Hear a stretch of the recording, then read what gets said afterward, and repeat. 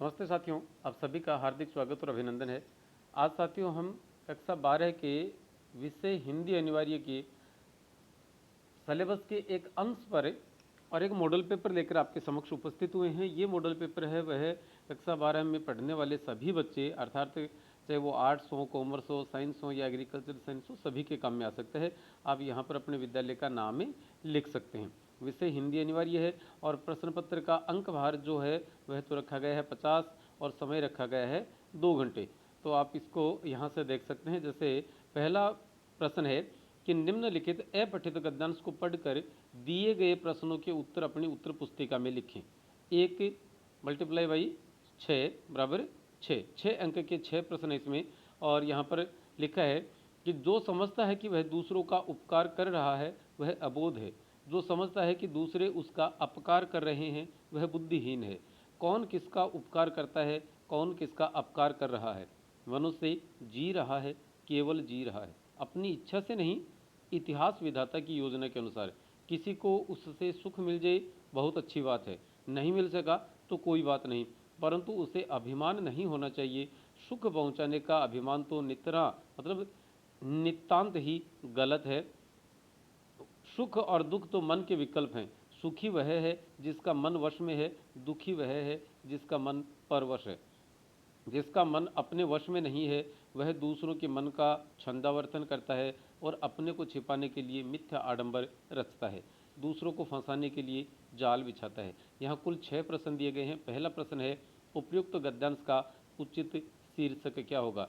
सुख और दुख, आडंबर, अबोध या बुद्धिहीन। और यहाँ आपके सामने एक खाली ब्रैकेट दिया गया है, कोष्ठक दिया गया है। उत्तर जो भी आप सही मानते हैं उसका क्रमांक ए बे से दे आपको इस कोष्ठक में लिखना है।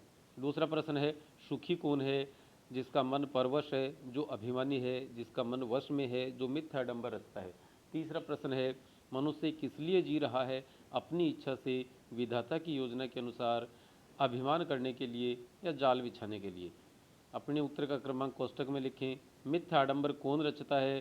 जो जीना चाहता है, जो मन के वश में नहीं है, जिसका मन अपने वश में नहीं है या जो बुद्धिहीन है। पांचवा प्रश्न है जो समझता है कि वह दूसरों अबोध कौन है? तो इसके ऑप्शन है जो समझता है कि वह दूसरों का पर उपकार कर रहा है, अभिमानी मनुष्य, जो बुद्धिहीन है या मिथ्याचारी मनुष्य। तो कोष्ठक में अपना उत्तर लिख देवें।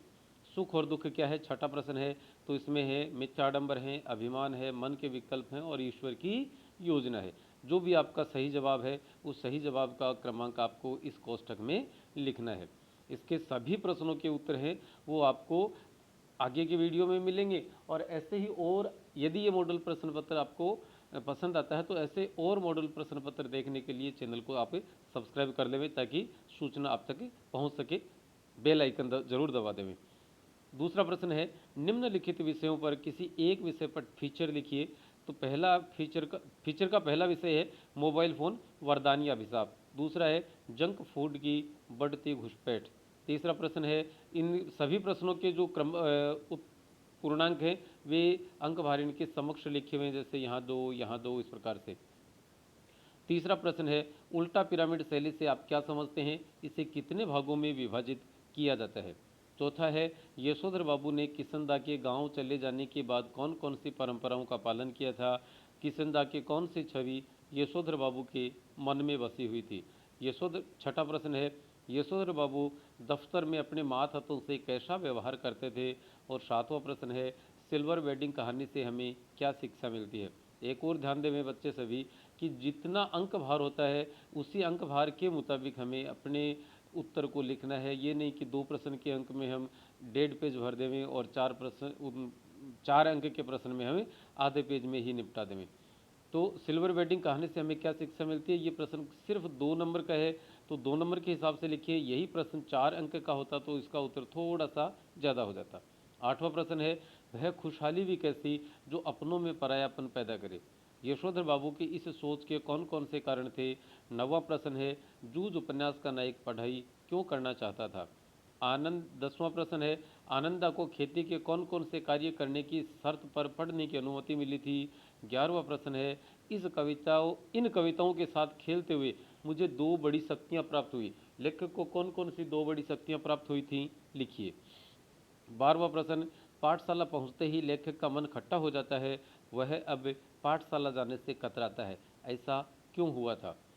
13वां प्रश्न है, दादा का कोल्हू गांव में सबसे पहले क्यों शुरू होता था। 14वां प्रश्न है, ये दीर्घ उत्तरात्मक प्रश्न है, 6 अंक का एक प्रश्न है, विकल्प 2 हैं आपके सामने, कोई सा एक लिख सकते हैं। पहला ऑप्शन है, सिल्वर वेडिंग कहानी का कथानक पाश्चात्य संस्कृति के अंधानुकरण एवं बदलते मानवीय मूल्यों पर आधारित है, इस कथन की उदाहरण सहित विवेचना कीजिए। अथवा लेखक आनंद यादव संघर्ष करके अपने जीवन को उत्कृष्ट बनाता है, आप इस कथन से कहाँ तक सहमत हैं, उपन्यास जूझ के आधार पर लिखिए।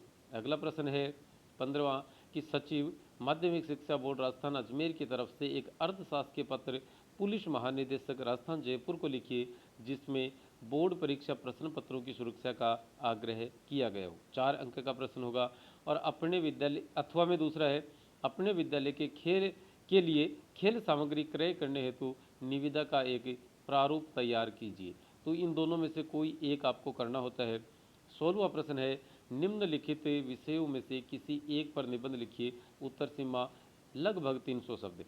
ऑप्शन है, मेरी प्रिय पुस्तक, भारत में लोकतंत्र, तीसरा है राजस्थान और पर्यटन की संभावनाएं, और यदि मैं प्रधानाध्यापक या प्राचार्य होता। अंक भार इसका है 8।